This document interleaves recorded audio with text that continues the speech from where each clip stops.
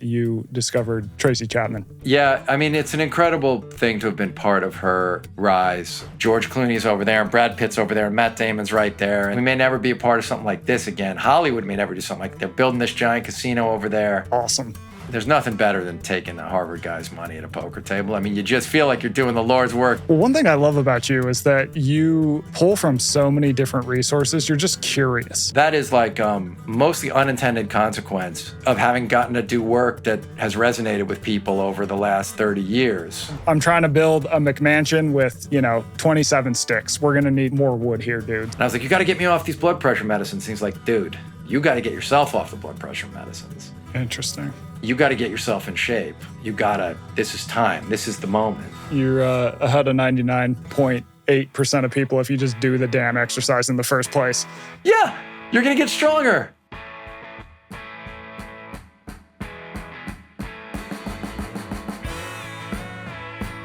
Welcome to 2%. I'm your host, Michael Easter. Now, let me say something. It is one thing to get fit and healthy when you're in your 20s. You have a low-stress job. You have no kids. But it is a completely other thing when you are in your 50s, you have kids, and you have one of the most high-profile and demanding jobs in the world. But it turns out today's guest was able to do just that. I'm going to be talking to Brian Koppelman. Brian is probably best known for his work in the film industry. So he wrote the movie Rounders. He also wrote Ocean's 13, and he also wrote the television show Billions, which ran for 7 seasons. But when he was in his 50s, he had this moment on a tennis court in New York that changed everything, a really scary moment. And it kickstarted him to make some really hard changes. He's completely fixed his health. He's one of the strongest 60-year-olds I know. And I know this for a fact because we recently met up in New York City. We went to the gym, we trained, and this guy is fit, and I love him for it. So we're going to talk to Brian about a lot of things. About getting fit in his 50s, about what he's learned in the weight room. We're also going to talk to him about creativity and writing, how to overcome writer's block, and why talking to people that you don't know, that you may not necessarily agree with, can be a path to learn more and think differently. Really, this is just a big episode about how to live a better life from a really insightful human being that I love. So with all that said, we're going to bring in Brian right now.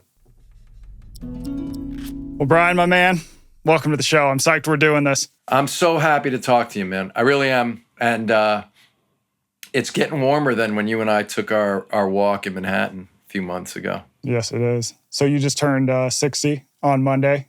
And in honor of that, you posted a video of yourself with a heavy pack walking upstairs, which I absolutely approve of. Now, I feel like maybe 5 years ago, this is something you, one, wouldn't have done, 2, maybe couldn't have done. Could you have done it? It would have been a lot harder. I would say it's still hard, right? Putting a really heavy pack on and going up 7 New York City flights in a building is a challenging thing to do when you weren't planning for it. You didn't, but I was just like, yeah, I can just basically race up these stairs. And 3 years ago, that would have been, if I had to do it because it was the only way to get to work, I would have had to have worked myself up to it. I definitely couldn't have taken the pack, not on my back. And it would have taken 3 or 4 or 5 times as long. And I would have been worried about my heart. And I didn't even think about it, right? Because I'm 60. I didn't even think about it. Now, I will say not thinking about it might not have been that great because as much as I lift weights and exercise and throw kettlebells around, walking up all those flights with a pack that's heavy and not built for that purpose, the next 2 days, my back was pretty jacked up. Yeah. And because I'd also done, I put a barbell on my back after that. So it was a lot of stuff in a row. But now we're 3 days past it and I feel great. And I did have the next day, it was like, oh, that was maybe dumb.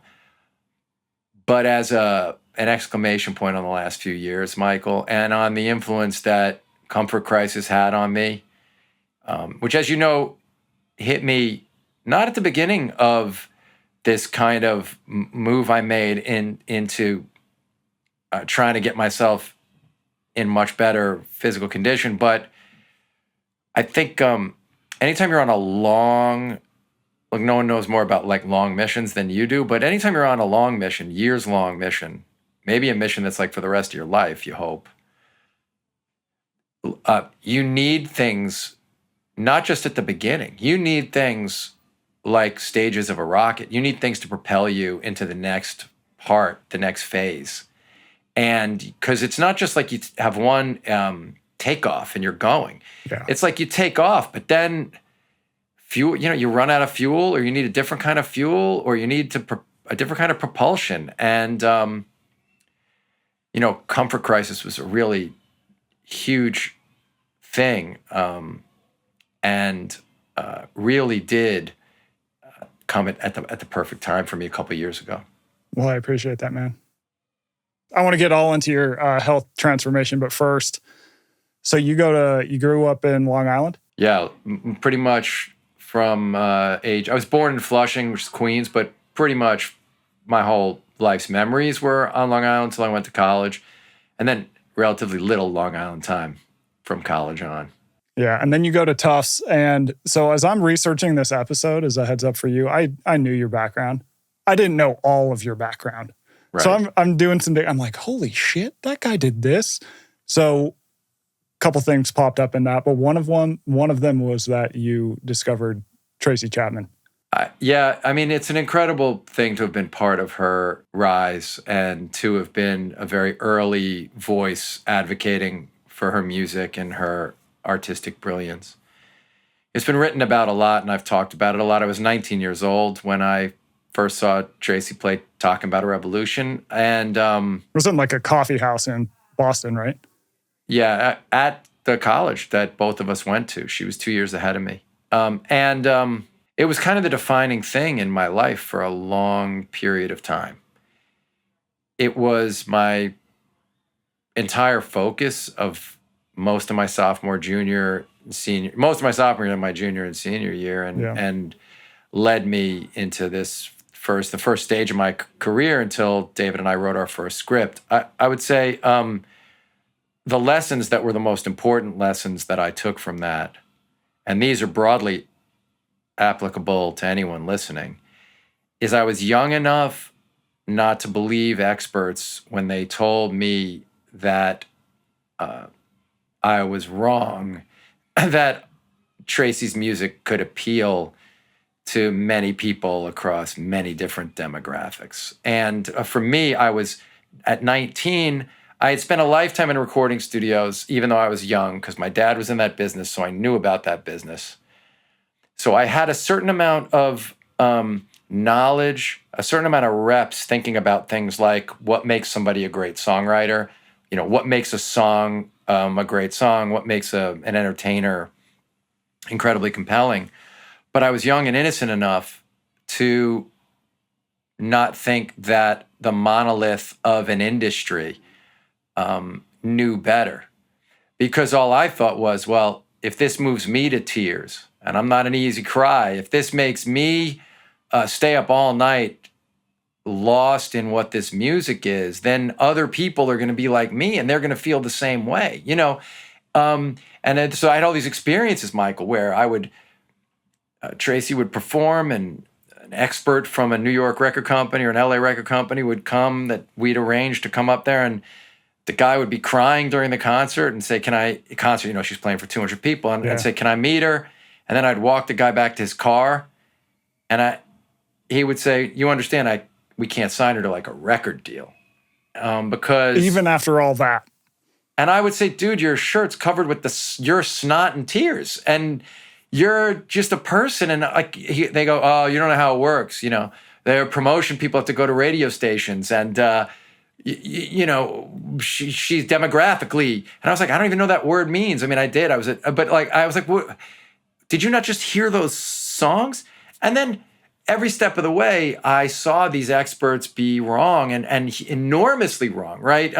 Wrong in a way that 35 years later, more, that has another number one record again. She still has millions and millions and millions and millions of listens a year.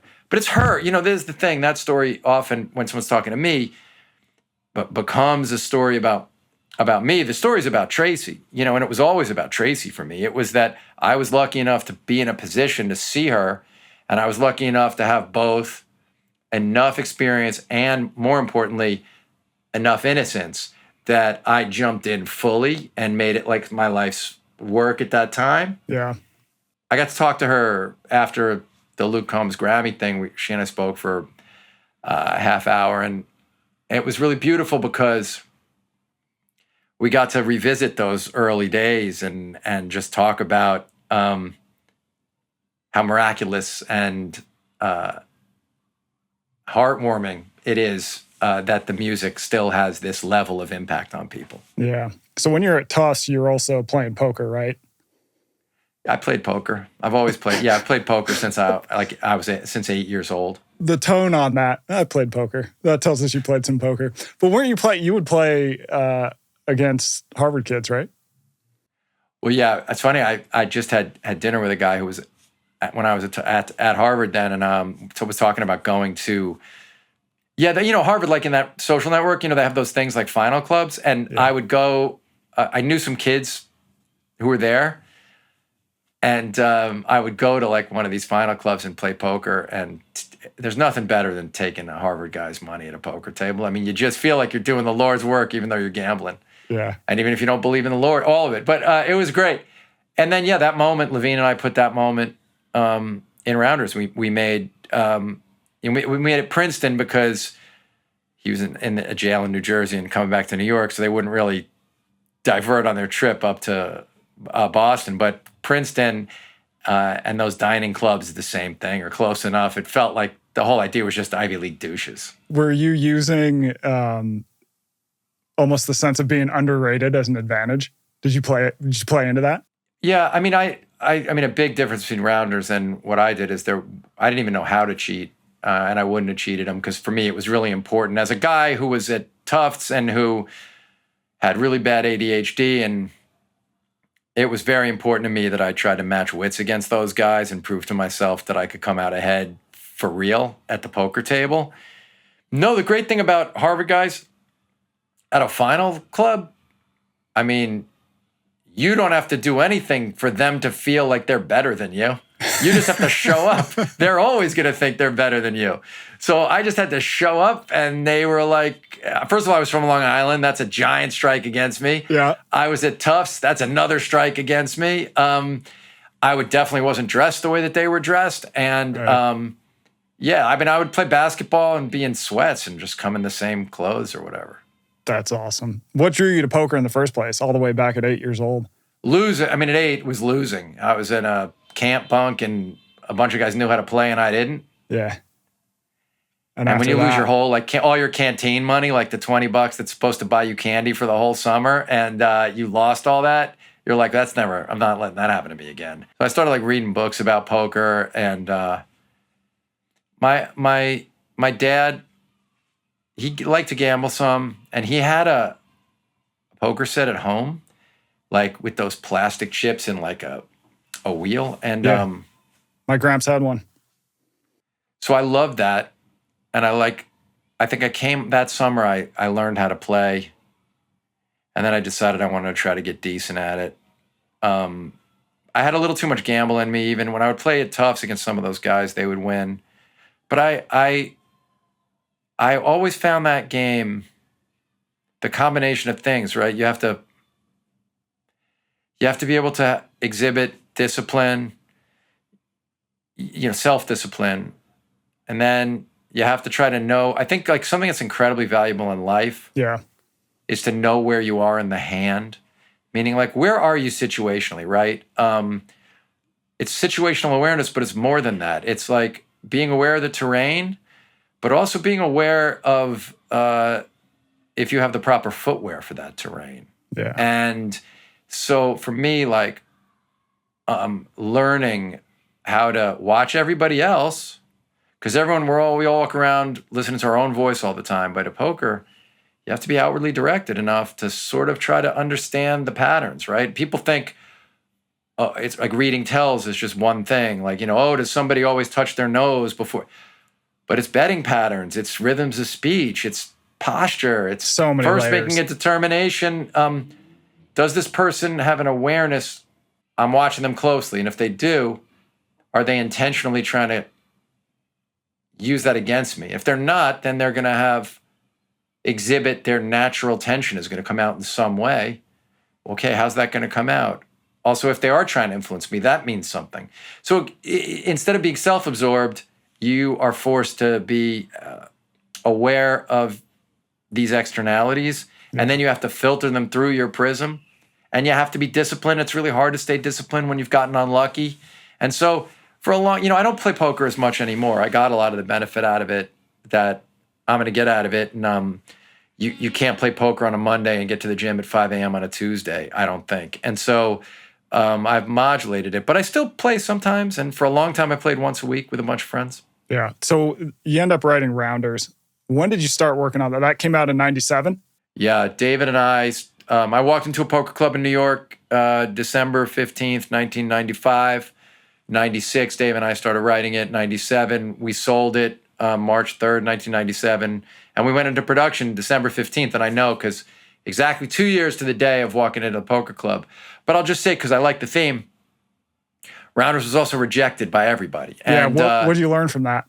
I mean, listen, this is what the great thing is, because the truth is having the one lesson is great. But when you have two, like in many things, I think in terms of, I'm not incredibly numerate. I'm not like a math guy, but I do think that one instance of something is just like a point on a graph. But when there are two, you can plot it. It's a line, and it's a direction. And so seeing this experience with Tracy and then with Rounders, where it was really rejected, and the same people who rejected it, every agency, all the famous agencies rejected the script. And then the moment the script sold, all those same agencies and all those same people, agents, called trying to sign David and me off the script. And I read them all, what the bad shit they said about the script was the first time. And, they all denied it, or I didn't really read it. My assistant did, or my reader, or another partner. And it was like, oh, these people are engaged in a groupthink. Mm-hmm. They are rarely taking a risk. They also haven't yet learned to be responsible for their own decisions, or to, like most, I think, people like you, Michael, and what I try to do is, we're all wrong a lot. Like, you're wrong all the time. Totally. But what I try to do when I'm wrong is take an inventory. Okay, what patterns or habits led me to that mistake? What can I change? What can I learn from this? How can I not make this? I'm going to make another mistake really soon. I'm someone who plays, I always played sports. So it's that thing you learn when you're young, like at tennis, if you hit a serve into the net, like if I hit a second serve into a net and double fault, if I'm going to double fault the next time, I want it to be because I hit the ball long. I don't want to hit it into the net again. And it's that kind of thing where you just want to sort of correct for the mistake you can correct for. Yeah, it's interesting. Something that's helped me too is even asking in the moment when I have an idea or a thought, where might I be wrong here? Like when I'm writing a book and I've got a complicated topic and I'm trying to make an argument, I just sit there and go, what's the pushback? What am I not seeing here? And it is a harrowing thing to do in many ways, because you can find some areas, oh, well, there could be this argument against this, there could be this, there could be this. But then I always keep in the back of my mind, which is somewhat anxiety-inducing, there's definitely other ways I might be wrong. But I think that exercise also helps tighten arguments and the decisions you end up making. Yeah, how do you balance that with the sort of confidence needed to press ahead? Like, because don't you find when you're writing, I wonder, how do you balance the need to move forward with the need to be right? I would say for me, because I'm writing a lot about health, well-being, psychology, I can always find a million cases where this could be wrong. But what I try and zoom out on, because I'm writing to the public, I go, does this seem reasonable and defensible for most people most of the time? And if I can say yes to that, I go, okay. Because there's always going to be some person who goes, well, I'm the special case. I'm the 1% of the 100 people. But if I go, okay, well, That's good. You're special, but like your 99 friends probably fall into this bucket. So I feel confident saying that. Well, yeah, you have an awareness. And I do think in the world that you are living in, engaged with, there's people default to tribalism and kind of a Manichaean view, even on things like the Turkish getup. Yeah. And the amount of arguments online about this exercise that only a handful of strength dorks like you and I even do is amazing. And when you see people go, this is the most overrated thing in the world, and then someone else will go, there's no exercise more important than the Turkish getup. And you want to think they're both good faith actors. And so how do two good faith actors get, so what if the answer is just, I see there's some benefits to the Turkish getup. It might be good to add something else in too. Yeah. Like, also if you're putting something heavy in your hand and you're trying to stand up, anyway, there's benefit. And, but if you're looking to, build bolder shoulders, there might be something better. But it seems like in that space, everybody should always just say, look, if you're doing something hard, it's physically hard and taxing and you're trying to improve it, it's a net good. Now, within that, we can iterate a little bit and make it slightly more effective. Yeah. But I guess that doesn't sell enough books, right? Well, there's also the question of, I try and look at who is making the point for and against, right? If I talk to, a Russian kettlebell trainer, they're going to say the Turkish getup with the kettlebell is the greatest thing ever. But then you're going to have some guy screaming, no, it's completely useless. And you look at their background and they're a run coach or something. So it goes, right. Okay, well, if I'm a runner, maybe I should listen to this guy. But if I'm interested in kettlebell work, getting stronger, I should probably listen to this Russian kettlebell guy who's putting a kettlebell the size of a Volvo over their head. I actually think, I've been because of the world we're in, I've been reading a lot about tribalism. And I just did a really deep dive, and we don't have to get lost in this, but I know this is something you know about, but I did a really deep dive on how in 1947 the partition happened in India and Pakistan, and about the three-way tribal wars that happened. And honestly, it gives you an insight into why over something like kettlebells, because I have noticed these wars online about this. People just running other people down, cursing them out, like screaming online. And it's like, it seems very important. And I'm curious how because in what you write about, it is controversial, right? It seems like people in the fitness wellness space spend a lot of time trying to tell other people why they're wrong, instead of trying to just find the best answer for themselves and sharing it with a positive spin. I mean, have you thought about that at all? I'll tell you what I do on my Substack is a lot of times I just say, do more of what helps you and less of what hurts you. You can't argue with that. If you do the exercise why and it helps you, great, do it more. If you feel like it's not as beneficial, do it less. It can be that simple, because people are going to be different, right? There are people who respond differently to different movements based on their anatomy, based on their training background, based on all these different things. But your comment about India, Pakistan, it reminds me, one of my best friends is named Matt Sherman, awesome guy, longest serving American in the Iraq and Afghanistan war. And what happened with the war is, especially with administrations changing, people coming in and out, the average person is staying over there for 6 months, a year, something like that. And he's like, people would have very strong opinions what we have to do here. But he told me the longer I stayed there, the more I realized I have no clue what's going on. Yes. There is just so much background and history that we just don't know. And his takeaway was it made me a lot more, I guess, empathetic, but also willing to be like, yeah, we don't really know. One of the best things about even this happened when I turned 50, so 10 years ago, I became so much more comfortable saying I don't know. And I say that, something I've said online, and I say it's like, there's so much that there's no good answer for. So you just try your best within that to make the micro good answers, good decisions. Well, I'm thinking, you and I went and we took a walk together and went and worked out. And we were doing we were next to each other in squat cages doing entirely different workouts.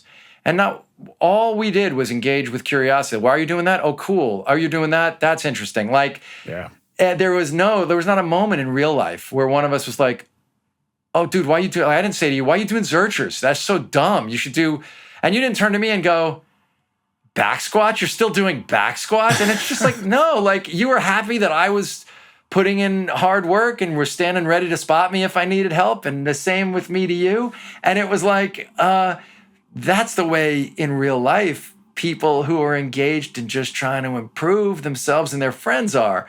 But somehow when it gets one ring beyond that in the public sphere, it turns dark really quickly. Totally.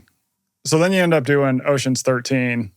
Did you feel like the stakes had raised entirely once you get all those names on that list? And what was that like for you? Yeah, I should say all of this is with my lifelong best friend and creative partner, David Levine. And you guys met when you were like 14 awesome. And 15, yeah. And so we go through it all together, all this stuff. And except Dave's a Brazilian Jiu-Jitsu black belt and I'm not. Well, we know who will win in a fight if it comes down to that. Oh, that's always been the case. Even before he had the black belt, he was better than me in a fight. But luckily we never fight. And I always had him to get my back. We were so excited to be able to work with Steven Soderbergh on that script. And the opportunity is what we wanted. When I remember seeing Ocean's 11 and the theater with Amy and my wife and feeling like, gosh, I wish I would have gotten a phone call to get the chance to convince somebody that they should let us write that script, David and me. And so when we got the call that we could get in a room and pitch Steven and talk to him about the movie and maybe get a chance to write it, Ocean's 13, that was the moment because I thought it was an incredible long shot. I could feel an instinct that the fear of putting in a ton of work, really thinking about that movie and really thinking about how it, sort of all the things required to make an incredibly compelling case as to why we should write it. Yeah. It was an incredible amount of really hard work and difficult thinking. And watching a lot of movies as references, reading a lot of nonfiction books, way more than you would think to understand the way casinos work, to understand the history of cons, like con artists, not just in the movies, but in real life. And there was this instinct to go have a meeting because we knew it was a long shot. I remember walking out the door to go meet with Steven and my son saying to me, what do you think that he was always very interested in stuff. And he was like 11 or 12 or 13. He said, what do you think the chances are? And I said, honestly, like 5%. But I think I've spoken to groups of like salespeople, tech, and often before a meeting where the upside is potentially so huge, but it's a long shot, that's when sometimes we don't really do the work because we're so scared of being disappointed and heartbroken. Totally. But somehow David and I did it, all the work. And I had so much at stake in the meeting with Steven, and he was delightful. And the fact that we were that prepared was immediately apparent because we weren't pressing or weren't pushing, but like we just had this domain expertise. And he knew our work, so there was that. And by the end of that meeting, he shook our hands and was like, all right, we're doing this together. And wow. And then, yeah, of course, we were aware that like with everybody else wanting to do it, if the thing didn't happen, we would have gotten blamed for it. But you can't think about that, and we didn't. I'll say it was like, you're aware of it. There's a difference between being aware of something, being aware of the downsides, and focusing on the downsides. Like I've heard Alex Honnold talk about it too, meaning he's aware of the fact that it'd be bad to fall. Yeah. But he's not thinking about that when he's on the mountain, right? He's thinking about going carefully and smartly and using all his expertise and abilities. He's thinking about climbing up. And so, no, I wasn't. I'll say like that. All the fear, as it always is, was about the emotions I'd feel in failure, but at an earlier stage. It was about the fear of not getting the opportunity. But once we got the opportunity, there was no fear. It was just like you had to just keep it. You had to keep going. Yeah. There were many Let's go. stops along the way where it could have fallen apart, but we just kept pressing forward. Okay, someone has notes, they want to change it wildly. Let's get in there and do it. I was never not aware of what a big opportunity it was. Yeah. And I'll say one thing that I think we all do often is when something good happens, or when you're in the middle of something momentous, often we keep blinders on and we just kind of move forward because we've trained ourselves that, again, that kind of an awareness of something can come with a bunch of emotions. But when Dave and I walked onto the Warner Brothers lot the first day that we were all shooting the movie, we did make it a point, and maybe this is one of the blessings of having a creative partner and not going through all of it alone. But we made it a point to take a breath and say, okay, we may never be a part of something like this again. Hollywood may never do something like, they're building this giant casino over there. George Clooney's over there, and Brad Pitt's over there, and Matt Damon's right there. And like, we did have an awareness in a good way that this was a very fortunate thing, and that if we're engaged in all this, there should be some moments that we breathe it in and accept it, that this is really good and this is fun, and then do the work. Then forget that, do the work, but have a moment of grabbing onto it. Because most of the time, I don't, and afterwards I regret it if I did. So I've trained myself to do it. Do you think writer's block or creativity blocks are real? I want to hear your opinion. I'll give you mine. Well, you got to define real, dude. I'll let you define it. Do they happen? Or is it what is missing when that happens, I guess, is the question. Well, my origin story with the writing thing is I was a blocked writer, and it was so painful for me. It was our first child was born. I had a good job, but I was sitting in my office with a stack of demo tapes to listen to. I'd never smoked a cigarette in my life. I was 29. I'd started smoking cigarettes. I was eating a double cheeseburger. I didn't want to listen to these tapes. And it was a real moment of crisis. I had this thought that if I was letting this creative impulse in me die, and like any other death, it would have toxicity, and then that toxicity would ooze out of me onto the people I loved, and I'd be a bad dad. If I let myself get bitter, not a bad dad, if I let myself get bitter and let this sort of creative impulse die, I felt like I just wouldn't be as good a father as I could be, or a husband. I felt like that bitterness would find a way to fucking ooze around, And but I couldn't. I was not the kind of person. I was a person who could write a paragraph or two or a page that I knew could affect people. Like, I knew I had the word talent is a weird word, but I knew I had an ability, a skill that with words on a page that was fairly rare, but I couldn't write more than a page. I would I had 7 incompletes my last semester, my senior year of college, and I got them done through the help of friends, who, like, one guy had a first word processor, so he's like, I'll type for you. And another guy made coffee. Like, we were just like, everybody had a sort of set up an environment because no one knew what the ADHD was. And there was no scaffolding. There was no sort of like, I had to invent it for myself. My friends had to help me invent the scaffolding. That said, I started doing, David Levine gave me the artist's way. I'd read Tony Robbins' Awaken the Giant Within, which helped me get to this crescendo inside where I realized, okay, I have to make a change, but I still didn't know how. And then Dave gave me Julia Cameron's book, The Artist's Way. And when I started actually doing that program, really doing it chapter by chapter, really writing the morning pages, really going and doing the artist date, something broke free. And it enabled me to finally get past this thing that was holding me back. But it does happen. I think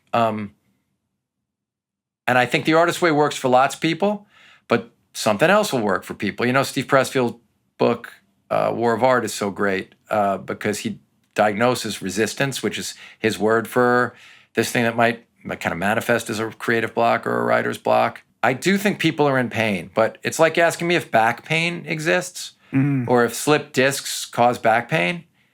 And I think that John Sarno is mostly right, that 2% of the time it's a real structural thing. And almost all the time, what it actually is, I'm not talking about acute, like there is acute back pain.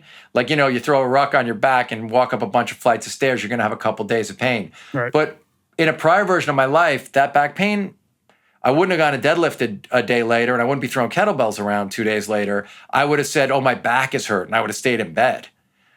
And I would have asked the doctor for cortisone, you know, and now I'm in a different mode. And I think it's but the thing Sarno says that's really important is the pain is real. Yeah. Like the pain is legitimate and real. So the pain you feel when you're a blocked writer, a blocked artist, is a very real pain, and it does seem as bleak as depression. Yeah. But I do think that there is a strategy for you if you're listening to this. And it might not be the strategy that works for Michael Easter or for me or for Seth Godin, but there is a strategy that will work for you, and you can find it and get to the other side. What do you think? I think you're totally right there. I think and I'll give you my own experience. I've treated the feelings of feeling blocked, whatever you want to call it, as a signal.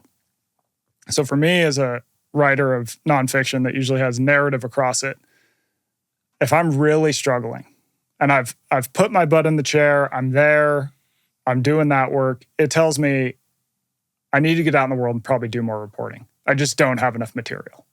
Yes. I'm trying to build a McMansion with 27 sticks. We're gonna need more wood here, dude. So it to me it's like, all right, do more research. Maybe you got to go to that place you're writing about to try and find some characters and things like that. So I long story short, is I treat it as a signal that something's missing that I need to go out and find. Well, in fiction, writing TV or movies or stories, maybe it has to do with point of view. Yeah. And that same information too. It might be, instead of having to go outside, maybe it's having to go inside and do more work on like, what is it that I want to say here? Why do I want to tell this story? But also sometimes, I think I might believe a little more than you that some of this stuff is chemical, because I am somebody who believes in medical interventions for ADHD. I think there are lots of other interventions, right? Sleep is super important. Exercise is super important. Meditation is really important. Journaling is really important. But if you're doing all those things and you're putting yourself in the seat and you still can't do the work, talk to a doctor. Maybe for you, Adderall works. Maybe for you, Concerta works. Maybe for you, I don't know. I am absolutely not an expert on what works for somebody else. But I know for a lot of years, I felt anger and guilt around something like Adderall. I wouldn't take it. But if I do take it, there's a real chance that I'm better to be around and the work is better and I can do it more consistently. Yeah. And I've learned not to feel... now you have to make sure you're not someone who has an addictive personality. Like I'll say, I've never taken a higher dose. I've never, I have doctors telling me to take more all the time. Like, no, renew this prescription. Everybody's different. I've seen people crunch it up and snort it. So it depends how it manifests for you. I'm really careful about endorsing it because for lots of people, it's a bad solution. But for lots of people, it's a wonderful solution. And I think our society is, yes, the society medicates too much, but then the part of the society I live in mostly is like very critical of medical interventions and views it as a moral weakness. And it has to do with like our Puritan streak and get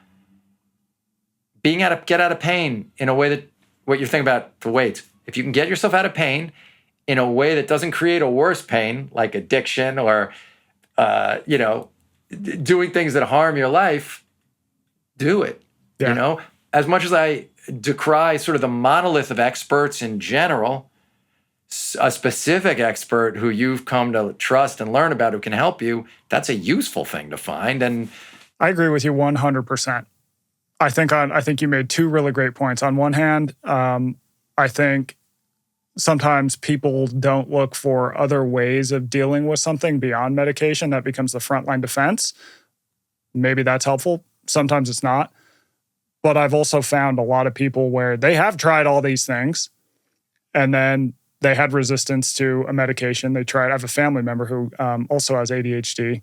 When they went on medication, it changed their life fundamentally.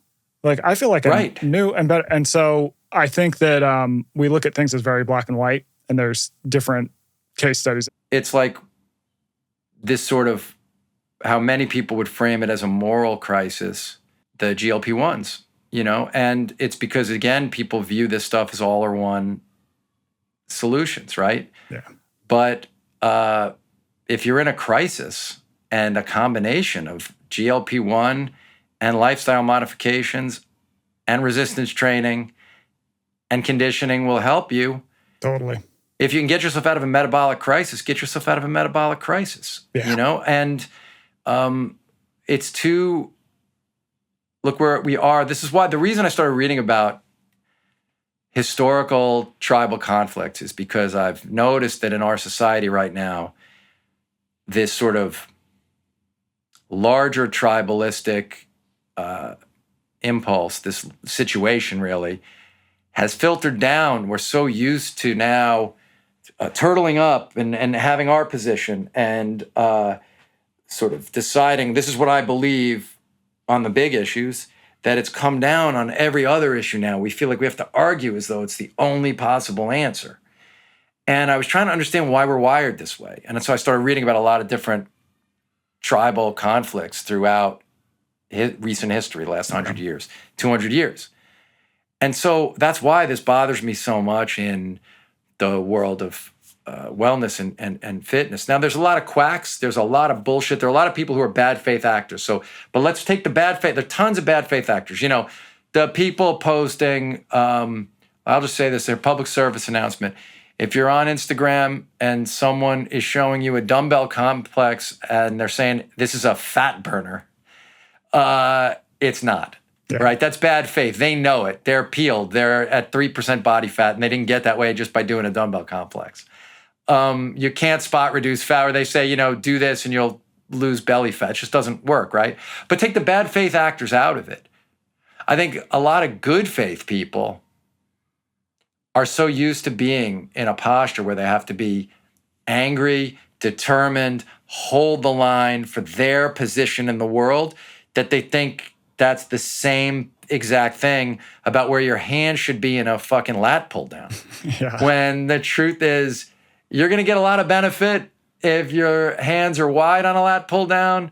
If you lean back a little bit, you'll get some benefit. If you don't lean back, you'll get some benefit. Hell, if you supinate your hands, you'll get some benefit. Right. And we're in a world now where nobody can acknowledge that. Right. It's like you're ahead of 99.8% of people if you just do the damn exercise in the first place.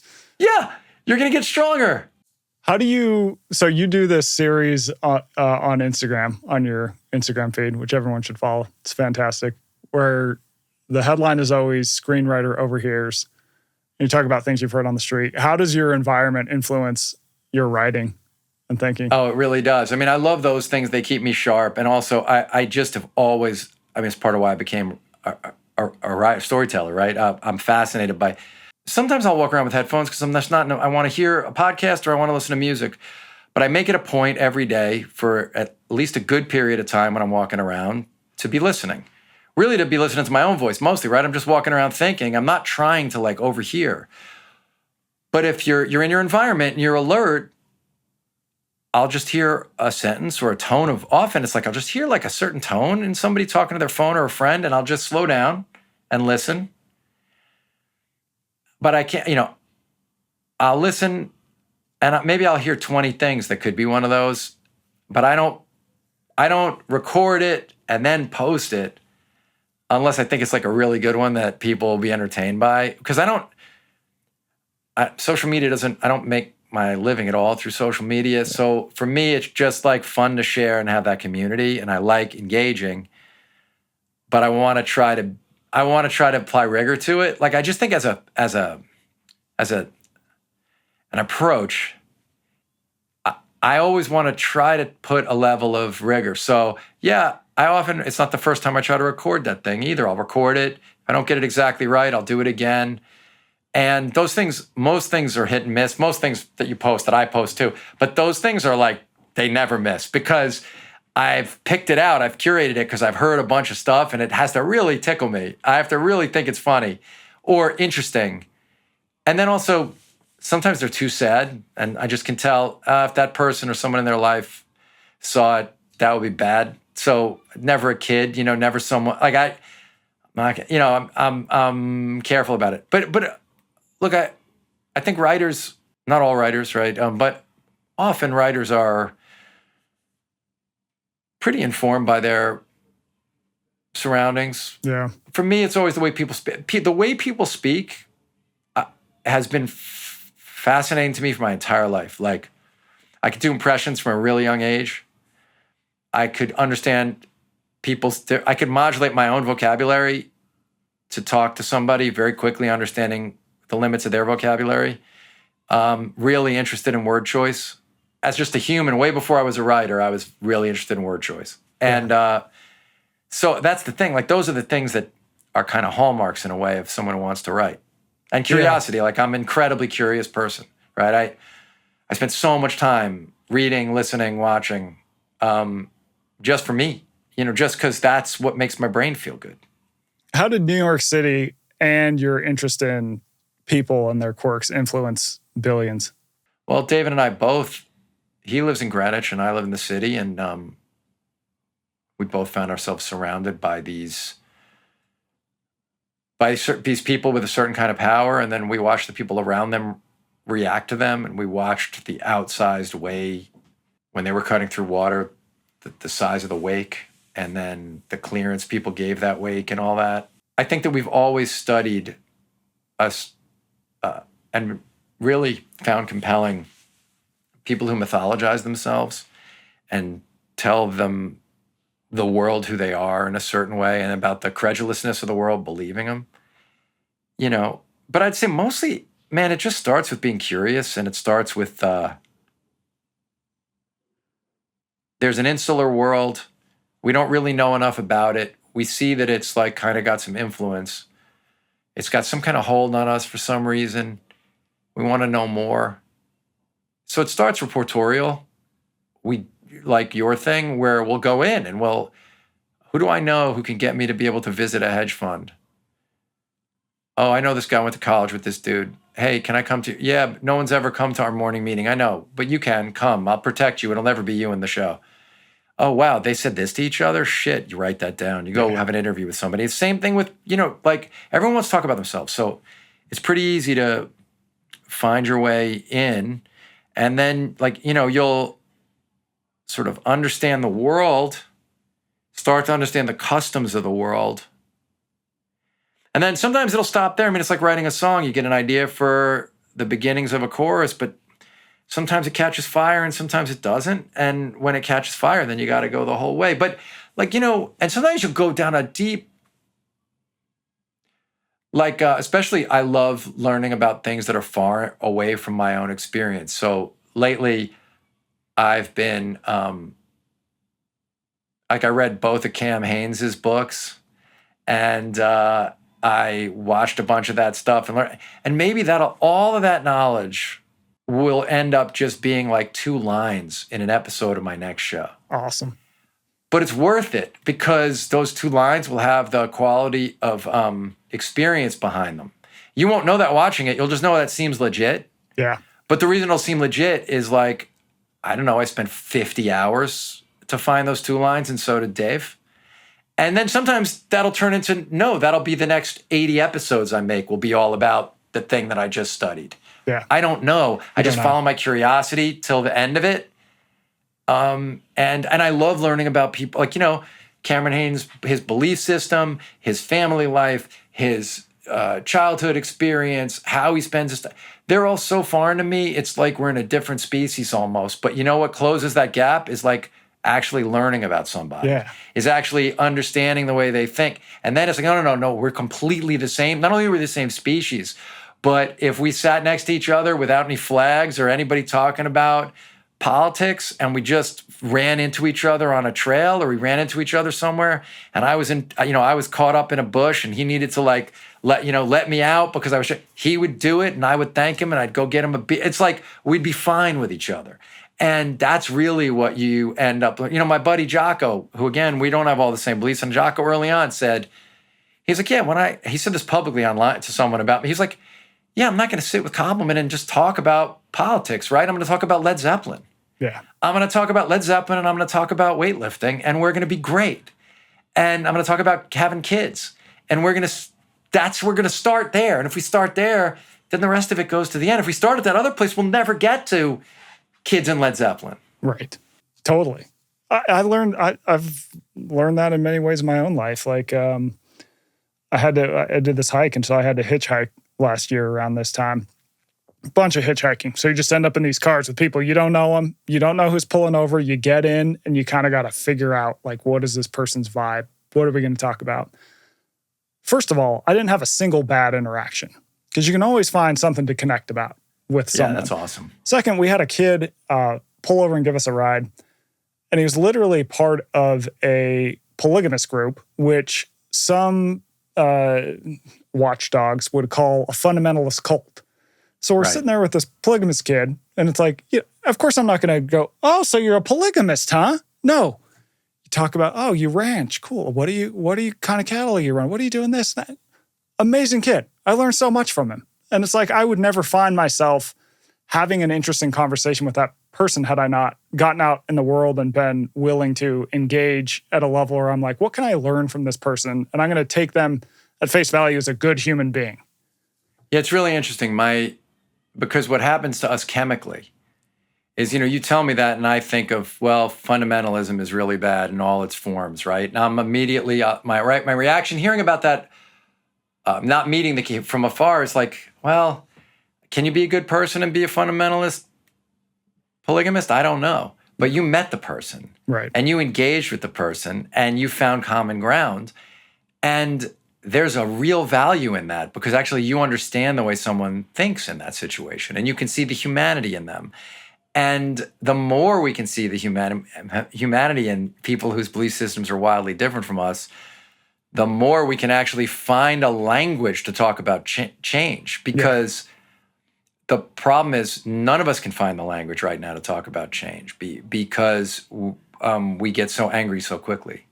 So Billions runs 7 seasons. And one thing that I think was new and interesting, especially when it started, which is 2016, is a lot of the characters meditate. Did that come from your own experience? And what has that been like? What prompted you to meditate in the first place? I needed it.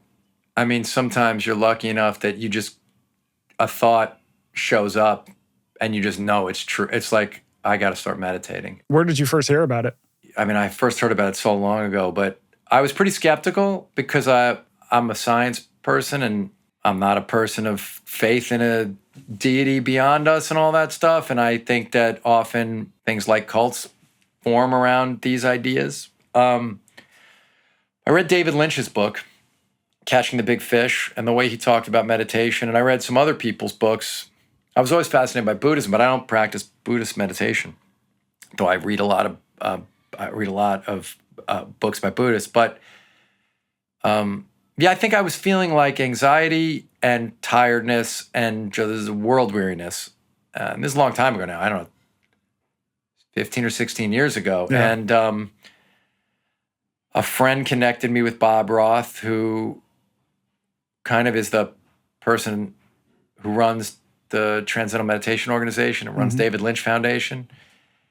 And I met with Bob, and he said to this day, I was the most skeptical, not cynical, but skeptical person he's ever sat with about this. Where awesome, fine distinction. I talked about the history of the allegations about cultism, and I talked about I'm never going to give you guys money beyond like paying for a lesson. I'm not going to raise money for TM. Like, and I said, so you got to. And he's like, nah, you know, I want to just help you. Like, do you want to learn? Do you want to learn about this? And he taught me to meditate. And, it's an hour and then 3 subsequent hour-long sets, 4 hours total over 4 days. And it just made my life better so fast. Did you have a moment where you realized it was working? Very quickly, I realized look, most things have no benefit. So when something has some benefit, you're so happy. You can tell right away. Yeah. Even if the benefit, as Bob says, people are always worried, what if I fall asleep? And he's like, during meditation, isn't that great? You didn't even know you were going to get a rest, and now you got a rest. So like, if that was all it was that it was a way to calm down and take a mini nap, how great is that? It's a win. But then, what I saw was, and people always make crazy claims for all this stuff. Nobody's levitating. I just want to be clear about that. But I think the physical manifestations of anxiety just dimmed. I'd say I had like a 75 or 80% reduction in your stomach fluttering or intrusive thought, like just little things, but they add up. And so I just was like, walked around feeling much less anxiety ridden and much less churning.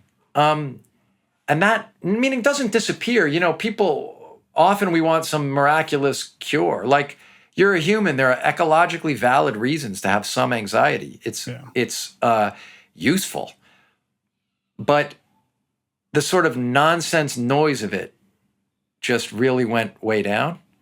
And for me, everyone's different. For me, TM in particular is very easy to do. And I look forward to it. It's not a drag. I know when I close my eyes for 20 minutes, kind of in 20 minutes from now, I'm going to feel a little bit better. You do that twice a day? I do. Yeah. I'd say I do it in the morning every single day of my life, and in the afternoon almost every day of my life. If I miss an afternoon, hey man, I've been meditating for 16 years. I'll just meditate when I wake up. But I'm better for it when I do, and I really want to every day. No different than exercise. Like, honestly, they're all the same thing. It's all versions of the same thing. What prompted you to start exercising? Tell us, you mentioned when we started. Was there a moment where you go, I got to do this? I'm not somebody who's good at making changes very long before the crisis point, but I am good at recognizing the crisis point. Yeah. So what was the crisis point? It's happened a bunch of times where I am able to recognize, okay, I'm at a place now where I better make a change. And once I genuinely do that, I'm good at making the change. But I'll put it off as long as I can, really. And I won't give you the whole story because it's long, but I would say for a long time, I always loved playing sports. I'm lucky that I'm a coordinated person. Like, I'm good at some of the things in sports that are hard. I'm good at shooting a basketball. Yeah. I'm good at hitting a tennis ball. I'm good at throwing a spiral and catching. But I was not ever good. I was always weak and slow. But I played, 2 varsity sports in high school. I wasn't the best guy on either team, but I was on the teams, and the teams were good, and I was on them. So I've always played sports. But I was way, way, way, way, way out of shape, man. And over pandemic, I had just 2 months before that changed my diet and started eating better and started losing some weight. And then a mile away from me during the pandemic, we were upstate New York. There was a tennis court. Our son who's grown, but he was home with us. He plays tennis like exactly the level I do. And I had one friend who kind of was in our little bubble-y world who was a good tennis player. I played like every day. And I got good again at tennis. And tennis, I know it sounds like an effete game, but it's fucking hard and it's an incredible workout. Yeah. And at a good level, if you're 4-0 or it's at a good level of tennis, you're working very hard. Yeah. So I got in better shape and I was playing pretty competitively and then started shooting again after my show, after the thing. I started gaining weight again and I was still playing because I was playing in a tennis tournament. I'm 6 feet. And I was about 235, but like 40% body fat. And I was playing in 93-degree heat. I was 57 years old. And I was playing against a 27-year-old kid in the first round of a tournament at a place outside of the city.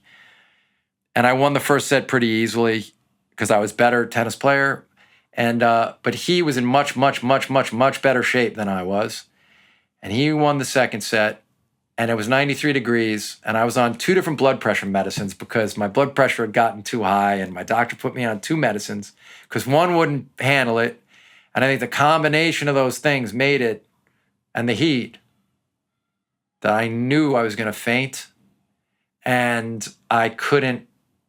And for the first time in my entire life, ever at a sport, I quit. I shook his hand and I conceded the tennis match. And before the third set, I always prided myself, like, I'll play 5, I don't care. And I literally was and Amy had been inside and was in our car. So we were driving back from upstate, and on the way I knew I had this first round of this thing. I was like, I'll play this tennis tournament. She was like, great. She's a writer. She was like, she likes to write in cars.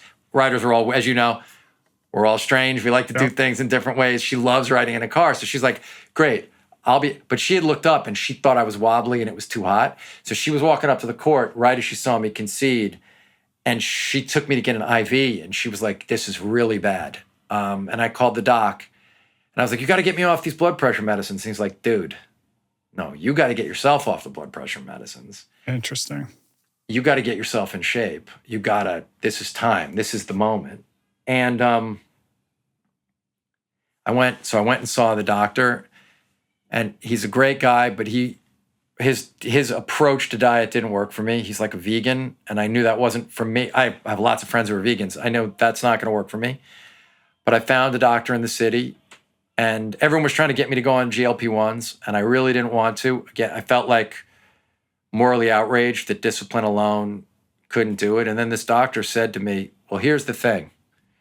You can go on a low dose of a GLP-1, and it'll give you a kickstart if you'll commit to weight training. If you commit to weight training, you will not get skinny fat. Your body fat will have a chance to change. You won't lose all this muscle you're afraid to lose. And you're at this terrible amount of body fat now. It's not healthy for you. You know, this is really affecting your quality of life and your mortality outlook. Like, this is terrible. Totally. Give this a shot. But you must commit to lifting weights twice a week, resistance training. Because I always did cardio. I did always do, and I would lie to myself. I would basically tell myself, well, look, I'm getting on a bike for a half hour. My heart rate's going up. And she said, she was great. She was like, yeah, that's great. You must do resistance training. Now, here's the thing. I had and I'm telling this because I know that someone out there listening has had this experience.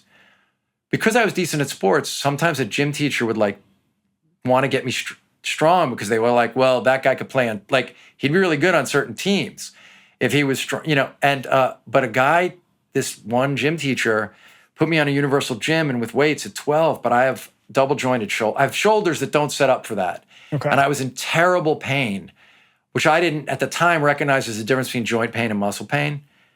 And I just hated weightlifting. And I told myself I'd never lift and it wasn't for me. And I was in very, very bad joint pain, like horrible joint pain. And so I was like, well, no, everyone gets different skills, right? I'm lucky. I can hit top spin and I can throw a spiral and I can catch. I'm good. I don't care. Because there's benefits to it, like having my arms work the way they do. So I can whip a ball. So it's really good. But but somehow the way this doctor said it to me, I was like, all right, I'll try. And I found a guy named Ben Foster through my son, I found a trainer. And I said, all right, I'll go to this trainer because someone had said, this guy's not like the kind of people who train. I'd done it a couple times before. This guy's not one of those people who wants to prove to you how bad you need to train by making you so sore that you can't get out of bed for a week. Yeah. Instead, he went through the functional movements with me, showed me and if a squat seemed too hard, he was like, dude, we'll squat in 2 months. Don't worry about that. What can we do? Instead of focusing on, you can't squat, that means throw it. He was like, no, okay, let's build up to that. Here, do you know what a box squat is? Here, do you know, sit in the chair and come up. It was very reasonable and super smart about it. And Michael, it's that habit thing. I did it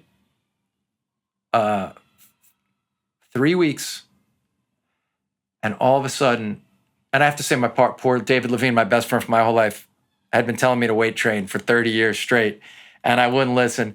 And then suddenly I'm the biggest proselytizer for it. But what happened was, the low dose of GLP-1 started immediately changed my brain in that I understood that, I wasn't morally weak. I actually had become obsessive about this, for whether that's because of whatever that caused it to begin with, where I was when this intervention found me, I was never going to fix this completely on my own. Yeah. I immediately saw that my brain was talking to me in a way I didn't realize. That's what the GLP, I know you've studied it, all the metabolic things, but the result of all that is that your brain is giving you different messages, right? Around food and around reward centers. And so that showed me progress in that area. And then the first time I suddenly got a little bit stronger, I just felt different. And then because of the era we're in now, and because Ben was not only like a great teacher, but also loved my curiosity. And when I would come in with, hey, I watched this video and I got this book that says this, he was like, oh yeah, I used to do that. Let me tell you. And we would talk about it and put training programs in place. And I started following them and, went through the typical thing people go through, whether, you go through the Mark Ripito thing, you go through the bodybuilding world, you do all these different worlds. Yeah. I found Dan John's work, which was so incredible.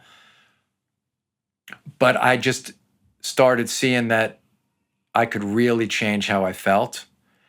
And, if you're a man of that age, I never took testosterone. I've never taken a peptide other than a GLP-1.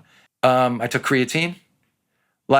All my numbers changed so dramatically. And suddenly I went from, I swear to you, not being able to, I have video of it.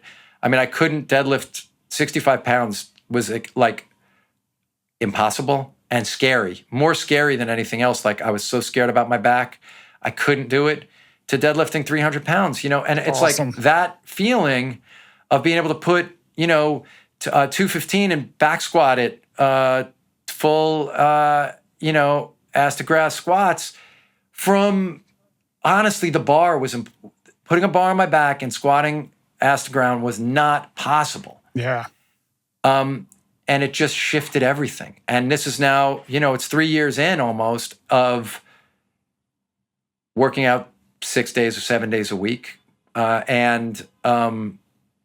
Obviously, you can just go to my Instagram at the transit. I don't show before pictures because I don't want anyone to feel like I'm saying if you look like I did in the beginning, it's bad, because everyone's on their own journey.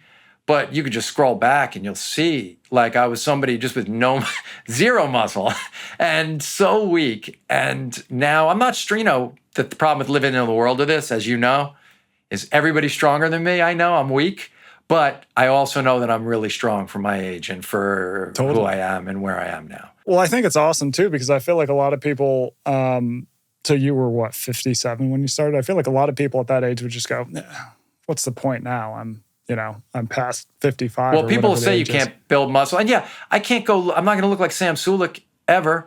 I'm not going to, be Mitchell Hooper with strength. I would love to deadlift 405 and I'd love to squat 315. I really don't know if I'll be able to squat 315 because I don't want to gain a lot of weight and to do it. But man, trying to do that in a slow, steady manner, and also there's so much the reason I talk about kettlebells so much is I just love what they allow, because you can, I'm doing an 8-week thing right now where I'm really not doing barbells for 8 weeks, and it's a great reset. Yeah. I can use kettlebells for conditioning and strength. I can, the kind of thing Dan John or Brett Jones talks about, iron cardio or the armor building formula or something. And you do that, and you're not going to lose your strength gains, and you're going to gain conditioning, and you're going to gain muscle. And I'm going to come back to barbells fresher. At my age, you do have to iterate. At my age, you do have to, I think at my age, it's hard to just do 3 to 5 reps and keep trying to just do pure strength. I know I needed to do, you need to walk away from it to come. I think, for me, I think that's reasonable. And it's also fun becoming like, I cannot tell you how every day. So in this process, Michael, a friend of mine and Amy's, a really incredible guy, gave me the comfort crisis. And he was like, I think this will mean something to you. And adding rucking in, but more than that, adding in, okay, at a stage in life where I think the pull toward comfort is really natural, actually, and seductive, to read about the benefits of discomfort. And I didn't need, your book to tell me to exercise hard. But the idea that it's not a bad thing to walk around in a state of readiness toward discomfort in a society. Because honestly, we've all gotten a flat tire. And there's a difference in your mind. If you're somebody who takes walks in the annoying rain sometimes, you're just prepared to take the walk in the annoying rain. Yeah. So you're not also grappling with that. And I think the value of that is enormous and has been enormous for me. And I mean, I just love finding things at my age that still make me ask myself certain questions. That doesn't mean I don't want to go spend 2 weeks at a resort. If I've worked hard and I have the ability, Amy, and I can go on a cushy vacation somewhere, I'm so happy to go do that. Totally. But even if I do that, I'm going to get in the gym and I'm going to do something really hard and I'm going to rock somewhere. And if it sucks out, I don't care. And that thing, I think of your book all the time, even if you go on something like an electric bike, which is so easy to pedal, but it starts the other day. I got on the e-bike to bike home. The bike home's 5 miles. But it's New York City, you're in Dodge shit. And it was like out of nowhere, it's a hailstorm. Awesome. And it was hail, and I was soaked, and I was like, oh, this is awesome. It sucked. I was miserable, and I immediately flipped it. And I was like, what reps? This is the best reps. Look at the reps I'm getting. I'm on an e-bike, so it's not like I'm pedaling hard. The pedaling part is handled for me. All I have to have is like the inner resources to go, no, I don't need to go pull over and run inside a bar shivering. And no, what I can do is just be like, look at this. There's only 3. And when I saw about 4 people still, I got all the way to the path on the west side and they were like, the whole way home, I only saw like 4 other people still biking. And I was like, oh, those are my people. Exactly. And then I also noticed the people working. I noticed the bike messengers who had to be there. Right. And had to suffer through it. And I was like, look at that. Like, okay, they have to suffer through this. I don't have to. I chose to suffer through this. Why? Because I'm going to have to, because we all have to. And I'm going to be ready to when I have to. And I got home, and how good was that shower? It was awesome when I got home. It just totally modulates the experience. And it was great. And that's a result of your book. Like a direct result of Andrew Bach, that's his name, is a great guy, giving me this book and saying, like, I think you'll get something out of this, Well, one thing I love about you is that you pull from so many different resources. You're just curious. And you're also not afraid to just reach out to people. It's like you hear of a cool trainer like a Dan John or whatever, they've got great ideas. Like, you'll just send them a message and pick their brain. And it's awesome. Yeah, but you too, right? Because when I followed you, you wrote me and you were like, I used to listen to your podcast. Yeah. You had said something on a podcast where I was like, oh, that's interesting. So I shot you a message. Yeah, you shot me a message about the podcast. And when I went to reach out for you, it was like, oh, he'd reached out. Like, it was great. Yeah, I am, look, I will say though, that is like, there's a great kind of mostly unintended consequence of having gotten to do work that has resonated with people over the last 30 years. Is that I know I do have the ability to reach out. And I did it before, right? When I went up to Tracy, it wasn't like I've always been someone who did that. But I also know that it's possible I'm going to write somebody and they're going to say what you said. I liked your podcast, or they're going to say, I liked your first movie, or they're going to say, I liked your show. And then, so I do have like a way to engage in a conversation because I've done work that also sometimes will resonate with people. But even when that's not the case,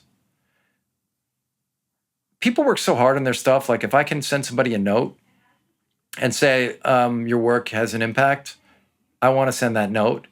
And awesome. Yeah, I want to learn, and I also want to help teach people if I can about stuff that I know. Like we're all human beings, and we're all along this path. And I think you gain, I don't know, I think you just gain so much from interacting with people whose experience is not like yours.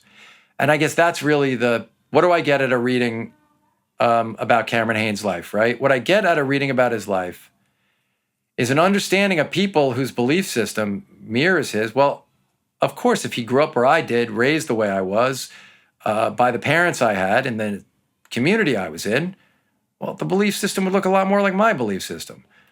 But that's not the way that person was raised. And so if I want to, instead of just thinking like I know better, if I want to instead think, well, why does another, a really smart, rigorous person think about the world so differently than I do? Well, if I acknowledge that person's smart, and if I acknowledge they're rigorous, then I can't just write off their belief system. I have to instead be curious about it. Totally. And I have to instead say like, well, how can I understand it? And not even be there to change it. But if I understand it, will something shift in me that then I can relay back to that person if we ever meet, and maybe something would shift in them.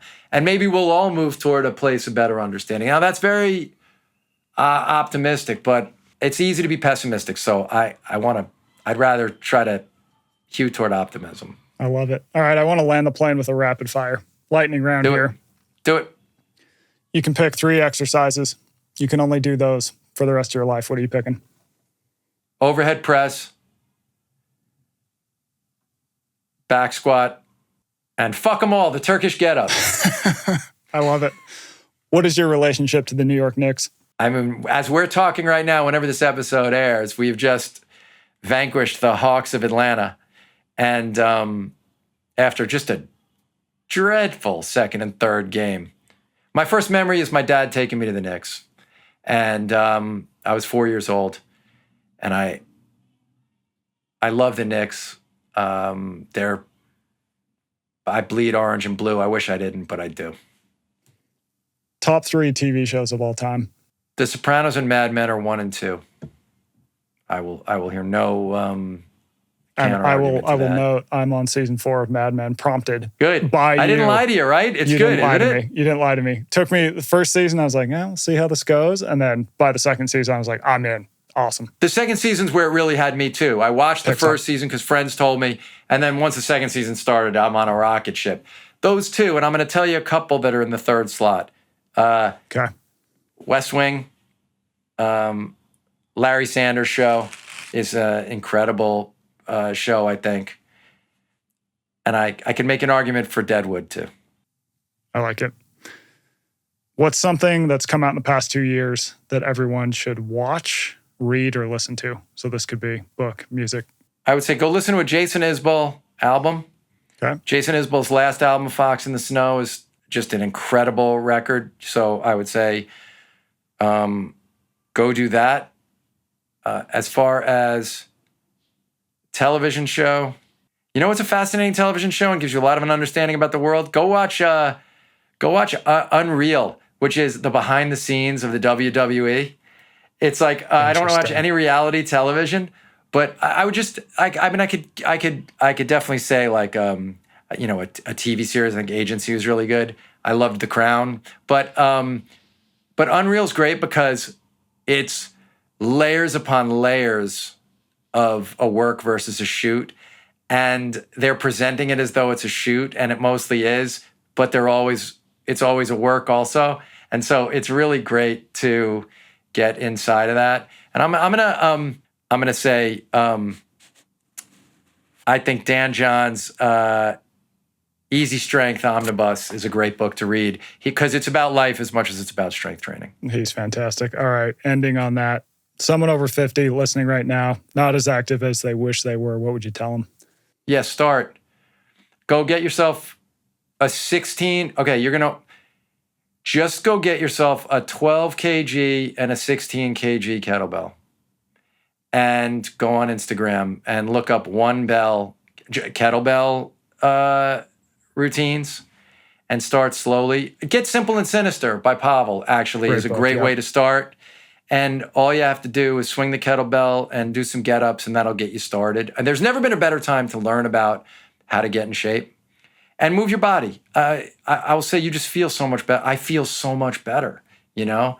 I would start in those places. I love it. Brian, thanks for coming on the show, man. This was awesome. Hey, man, I hope there's some utility to it. It's always great to see you, Michael. My pleasure. Thanks for checking out the show, and thanks to Brian for jumping on. Definitely check out his work. Watch Rounders, watch Ocean's 13, and watch all 7 seasons of Billions.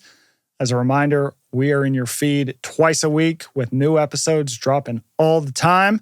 And you should definitely send us a question that you want me to answer for our Ask Michael Anything section. You can send them to media@twopct.com. You can put them in the comments. And if you want, please send us a voice memo or a video of yourself asking the question. We'll try to get to as many as we can. Do not forget to subscribe. That is apparently very important, the overlords tell me. And then to close things out, as we always will, have fun, don't die.